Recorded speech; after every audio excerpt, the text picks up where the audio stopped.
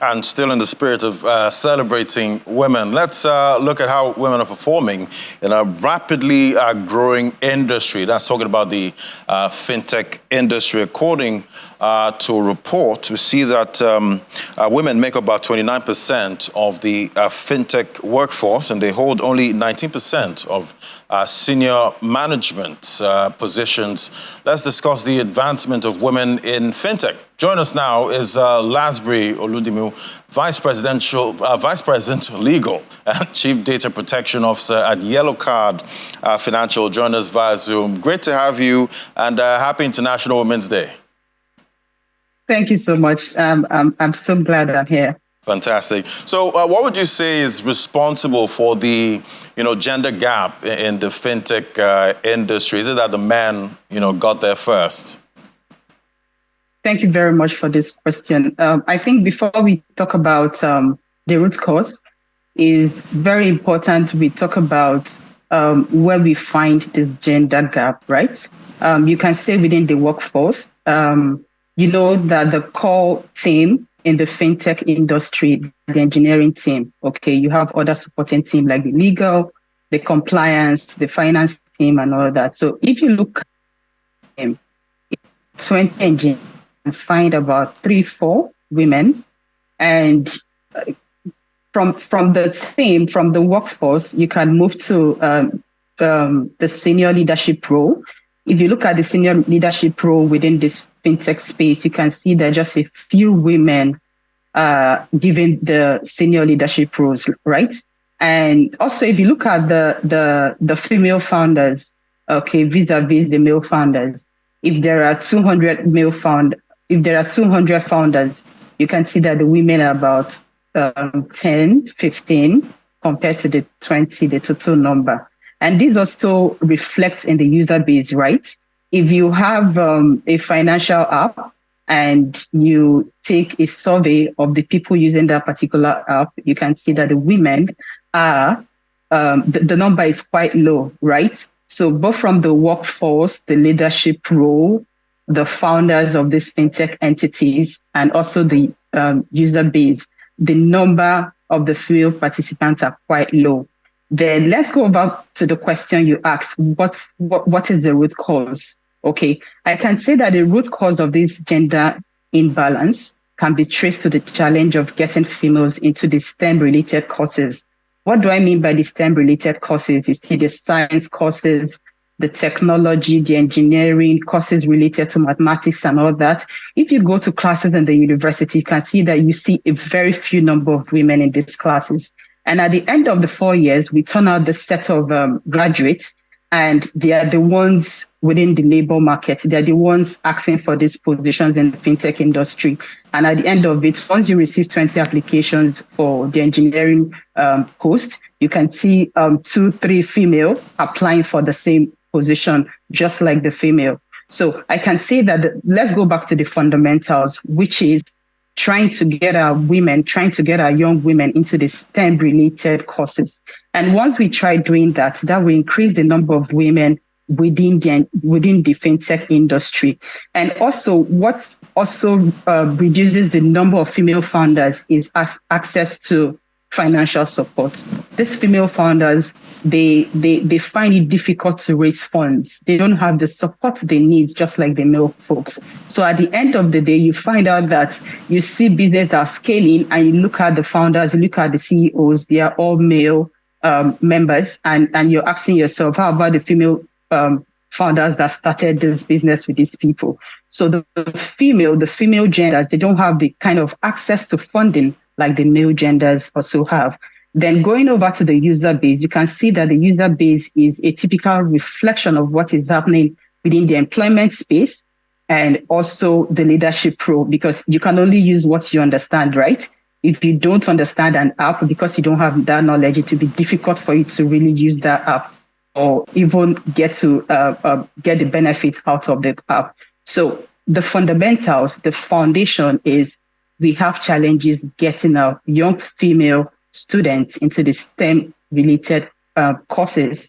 And this happens gradually And talking about the young girls, attending, this STEM classes, could it also be that, most of them don't really have interest, in these classes?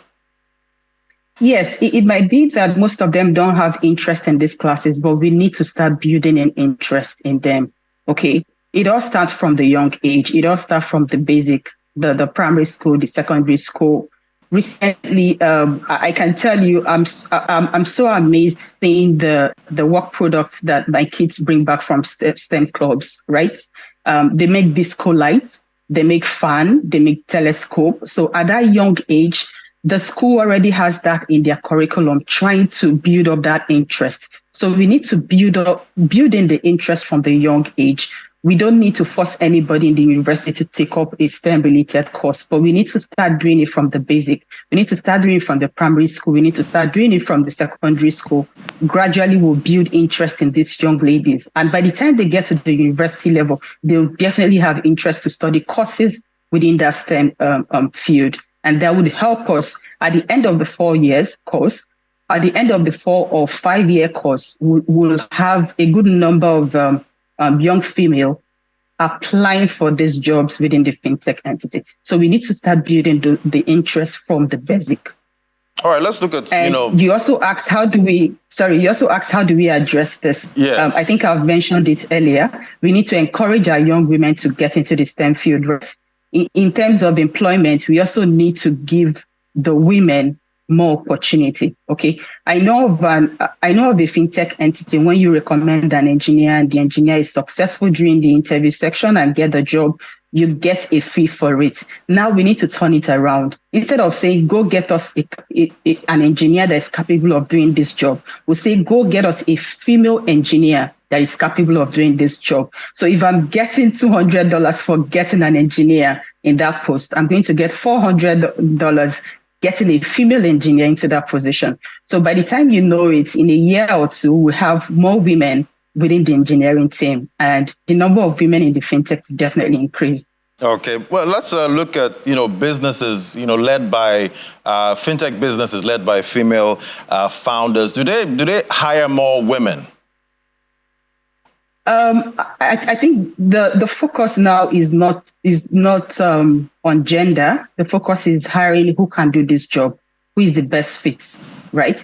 So whether the founder is a female or whether the founder is a male, what the company is looking for is who is going to help us do this, who is going to help us bring out this product in an innovative way.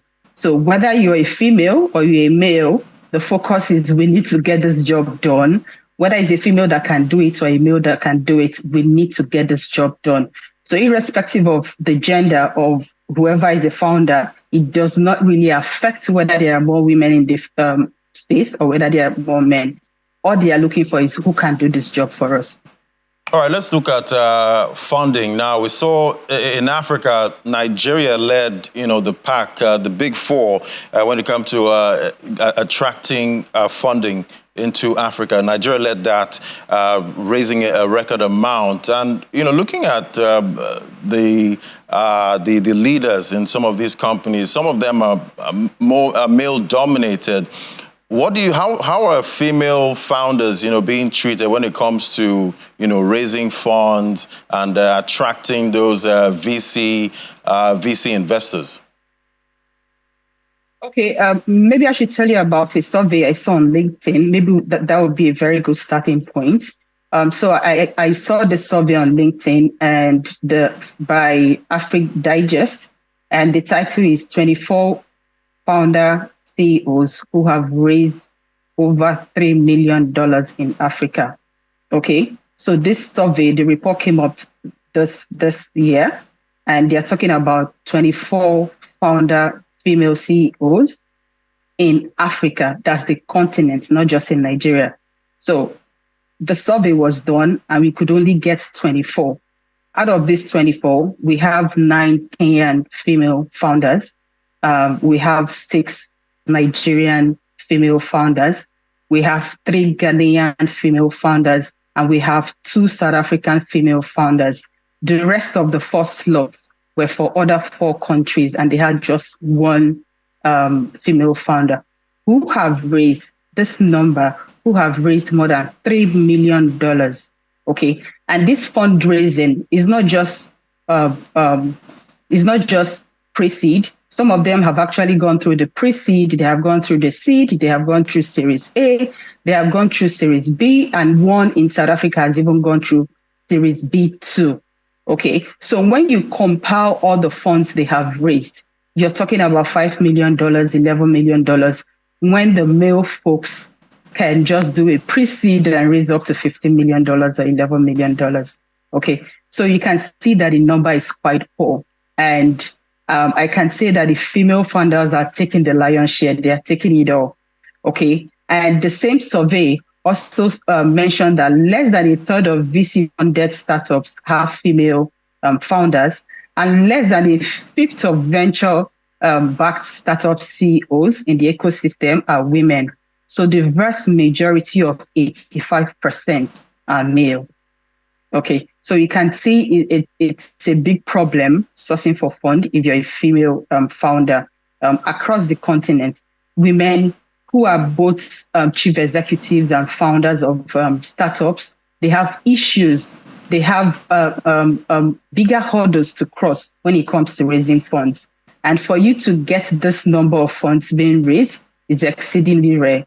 So for the fintech space, it's difficult for the female founders to actually raise funds to scale up.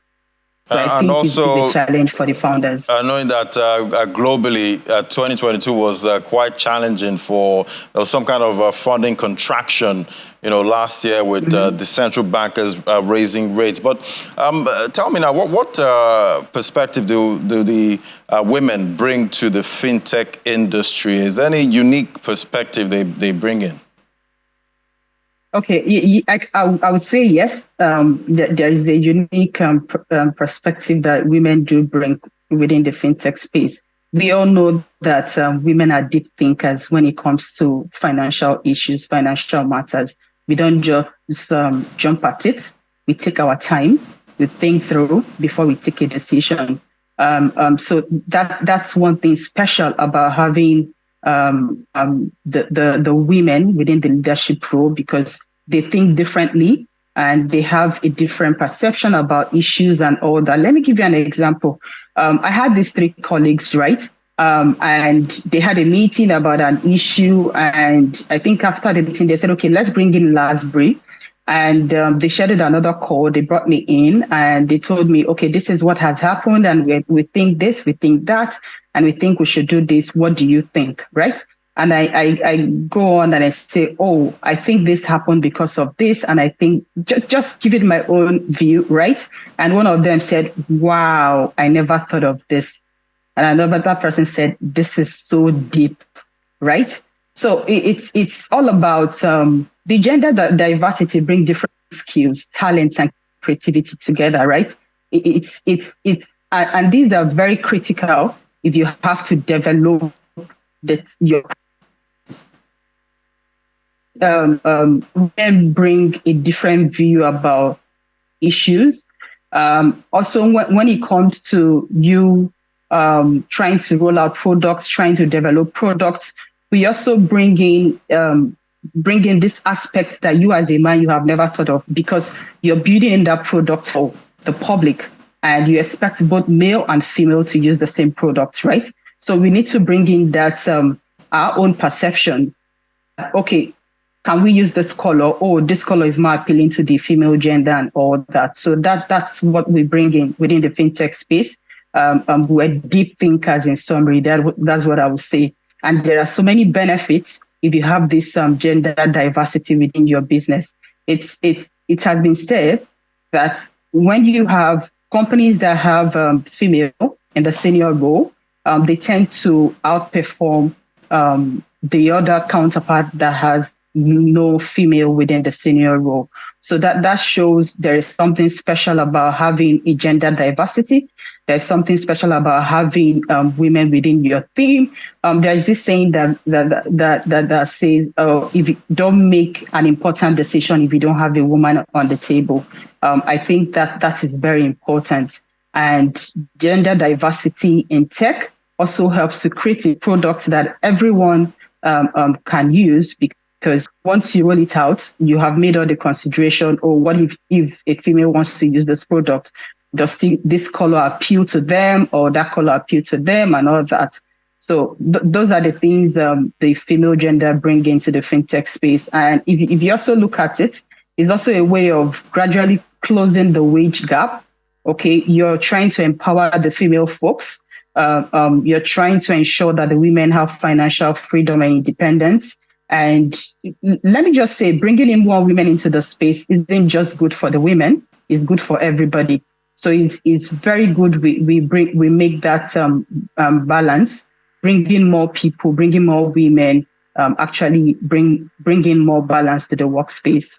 And this just reminds me of what Christine Lagarde said. She said the financial crisis we experienced because of the Lehman Brothers. Maybe if we had the Lehman sisters, that wouldn't have happened, but who knows? And let's take the conversation further now. We see, the male counterparts do get the lion's share of funding. What do you think the women can do to actually balance the amount of funding coming into the industry? Okay, I think one important thing we should all focus on is what are the investors thinking? Okay, if we understand what the investors are thinking, it will also help the women folks to kind of understand how to get favor or get that access to funding. Okay, for an investor, what an investor is looking for in a startup is to invest in a startup that has an exceptional growth potentials, right?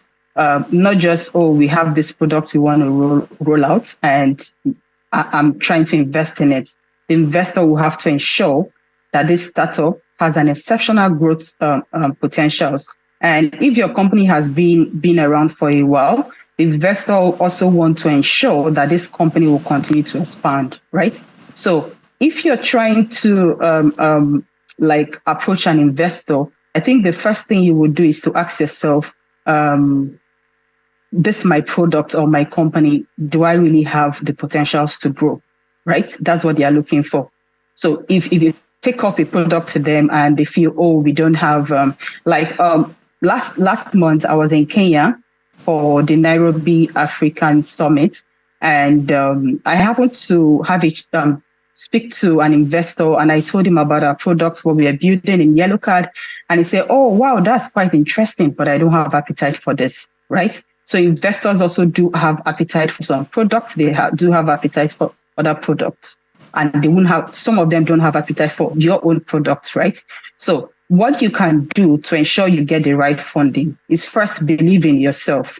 I find oftentimes I find some women don't have that courage, or they don't believe that they can do what they're actually doing. So the first thing I want a female founder to do is first to believe in herself that I can do this. Notwithstanding the number of no's I get, I'll keep pushing until I get it.